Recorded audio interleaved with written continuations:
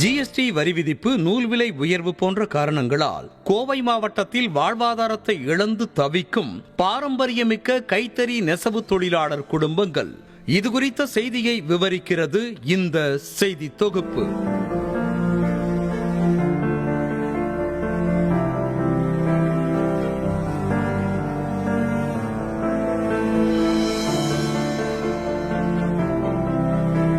கோவை மாவட்டம் கிணத்துக்கடவு, பொள்ளாச்சி, நெகமம், குள்ளாக்காபாளையம் சுற்றுவட்டார கிராமங்களைச் சேர்ந்த சுமார் 25,000த்திற்கும் மேற்பட்ட நெசவாளர் குடும்பங்கள் பாரம்பரியமாக கைத்தறி நெசவு தொழிலில் ஈடுபட்டு வருகின்றனர். கைதேர்ந்த நெசவாளர்களை கொண்டு உற்பத்தி செய்யப்படும் நெகமம் காட்டன் சேலைகள், கோரப்பட்டு சேலைகள், பட்டு சேலைகளுக்கு உள்ளூர் மற்றும் வெளிநாடுகளிலும் நல்ல வரவேற்பு இருக்கிறது.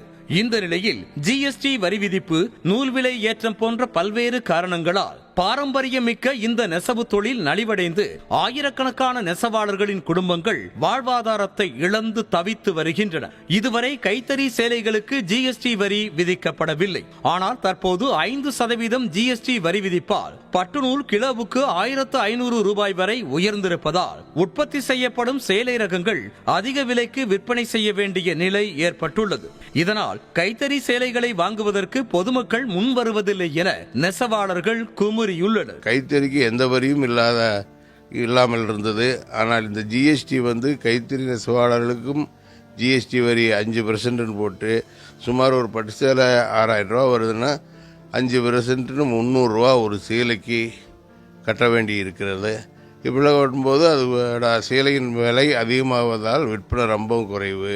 தனக்கு 13 வயது இருந்த போதிலே இந்த தொழிலை தான் செய்து வந்ததாகவும், தற்போது நூல் கிடைக்காத காரணத்தால் கைத்தறிகள் காட்சி பொருளாக மாறிவிட்டதாகவும், இதனால் வாரத்துக்கு 2 சேலைகள் மட்டும்தான் பட்டு நெய்ய மக்கள் கொடுப்பதாகவும், ஒரு நாளைக்கு 500 ரூபாய் கூட சம்பாதிக்க முடியவில்லை என்றும் நெசவாளர் ஒருவர் வேதனை தெரிவித்திருக்கிறார். 13 வயசுலேருந்து இந்த தொழில் தான் செஞ்சுட்டு இருக்கிறேங்க. கைத்தறி நெசவுங்க. இதில் 3 பேர் 4 பேர் இதில் வேலை செய்யணுங்க. இப்போ ஆள் இல்லாதனால, வேலை கம்மியாக இருக்கிறனால ஒரு ஆள் வெளியே போயிட்டாங்க, வேலைக்கு போயிருக்காங்க. நான் ஒரு ஆள் செஞ்சிட்ருக்கிறேனுங்க. வாரத்துக்கு 2 சேலைக்கு தான் பட்டு ஊட நெய்கிற கொடுக்குறாங்க. அது பத்தாதுங்க. 3 சேலை 4 சேலை கொடுத்தா தான் கட்டுப்படி ஆகாதுங்க. அந்த 2 சேலைக்கு நாங்கள் நெசு போட்டு சும்மா தான் இருக்கணுங்க. சம்பாதிக்கிற பணம் வீட்டு செலவுகளுக்கே போதவில்லை என்றும், நெசவு தொழிலை மட்டுமே நம்பியிருந்த பல குடும்பங்கள் வேறு வழியின்றி கட்டிட வேலை, கேட்டரிங் போன்ற மாற்று தொழில்களுக்கு செல்ல வேண்டிய நிலைக்கு தள்ளப்பட்டிருப்பதாகவும் வேதனை தெரிவித்திருக்கும் நெசவாளர்கள் மத்திய மாநில அரசுகள் ஜிஎஸ்டி வரியை குறைப்பதற்கு நடவடிக்கை எடுக்க வேண்டும் என கோரிக்கை வைத்திருக்கின்றனர். இந்த ஜிஎஸ்டி வரி போட்டதுனால ஒரு சேலைக்கு 300 ரூபாய்க்கு பக்கம் வரி போயிருதுங்க. அதனால் விற்கிறதுக்கு முடியறது இல்லைன்னு சொல்லி போட்டு எங்களுக்கு உற்பத்தி பண்ணுறவையிலும் கொடுக்க மாட்டேங்கிறாங்க அதிகமாக.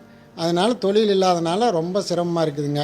அப்புறம் வீட்டில் பொம்பளைகள்லாம் கேட்டரிங் வேலைக்கு தான் போகிற சூழ்நிலை இருக்குதுங்க. மனிதர்களின் நாகரீகத்தை அடையாளப்படுத்தும் கைத்தறி நெசவு தொழில் அடையாளத்தை இழந்து வருவது பாரம்பரியத்தை போற்றுவோருக்கு வேதனை தரும் செய்தியாக இருக்கிறது. இந்த தொழிலை மேம்படுத்தி நெசவாளர்களின் வாழ்வாதாரத்தை மத்திய மாநில அரசுகள் உறுதி செய்ய வேண்டும் என்பதே அனைவரின் எதிர்பார்ப்பாக இருக்கிறது.